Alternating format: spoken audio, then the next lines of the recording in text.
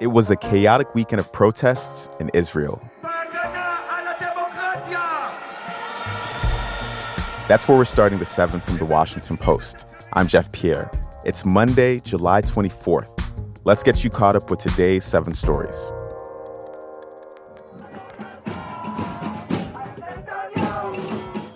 Tens of thousands of citizens filled the streets yesterday. Some spent their 6th consecutive night outside. These were the latest demonstrations against the far-right government's plans to limit the power of the Supreme Court. Protesters say the new rules would weaken one of the few checks on government power in Israel, which doesn't have a written constitution. Members of the military have also pushed back on the proposals. Parliament is set to vote on the controversial plans today. More protests are expected to follow. And adding to all of this chaos, Prime Minister Benjamin Netanyahu was rushed to the hospital this weekend for an emergency cardiac procedure. He was released this morning.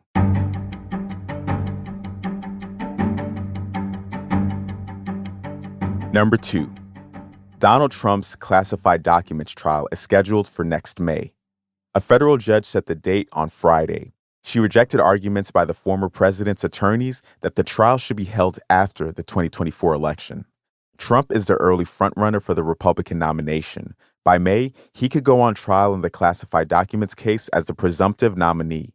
For background here, Trump is accused of taking government secrets to his Florida home when he left the White House in 2021.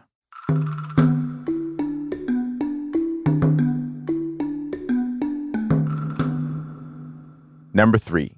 There was no clear winner in Spain's highly charged elections. It set up a political impasse that could take weeks or months to untangle. Yesterday's result was so fragmented that forming a coalition would be difficult for either side. The hung parliament raised the prospect that Spanish voters, who have gone to the polls 5 times in 8 years, could end up doing it all again in a revote.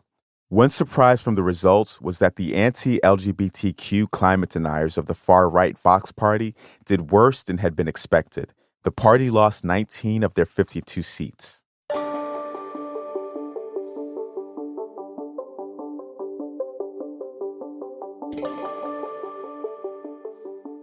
Number 4.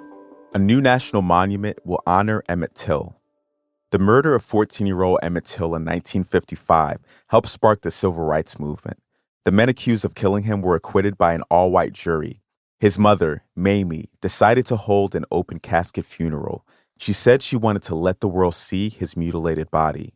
Now, the Emmett Till and Mamie Till Mobley National Monument will commemorate their role in American history. The White House is expected to announce the monument tomorrow. It'll include sites in Mississippi and in Chicago.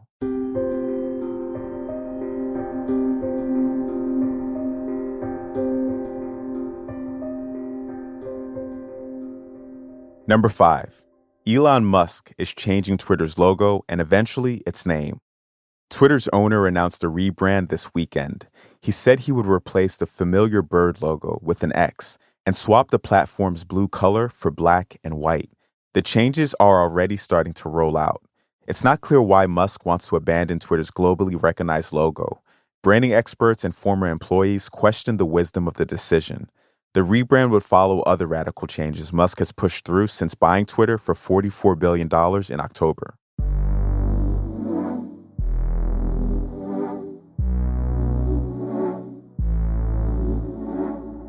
Number 6. A new pill can prevent sexually transmitted infections.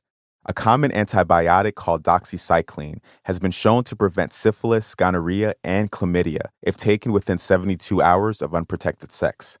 But there's a potential problem. Some medical professionals worry that frequent use of the treatment, known as Doxypep, could contribute to antibiotic resistance and the creation of new drug-resistant superbugs.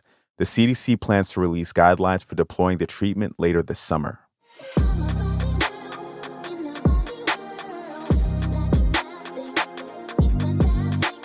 And at number 7, Barbenheimer shattered box office records this weekend. I'm talking about 2 movies, of course, that have been tied together by fans in the run-up to the big-ticket weekend. Oppenheimer, that's Christopher Nolan's 3-hour biopic about the father of the atomic bomb. It earned $80.5 million domestically. Meanwhile, Greta Gerwig's Barbie movie earned $155 million. It was the biggest North American opening for a movie directed by a woman. The twin blockbusters gave Hollywood its fourth biggest weekend ever. It was also the biggest weekend that didn't include an Avengers or Star Wars movie. This could be evidence of the public's appetite for original standalone stories.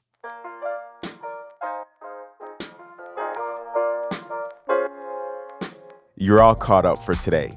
If you're liking the show, a great way to support the work we do is through your subscription to The Washington Post. Just go to washingtonpost.com/subscribe to find the deal that's right for you. I'm Jeff Pierre, and I will meet you back here tomorrow.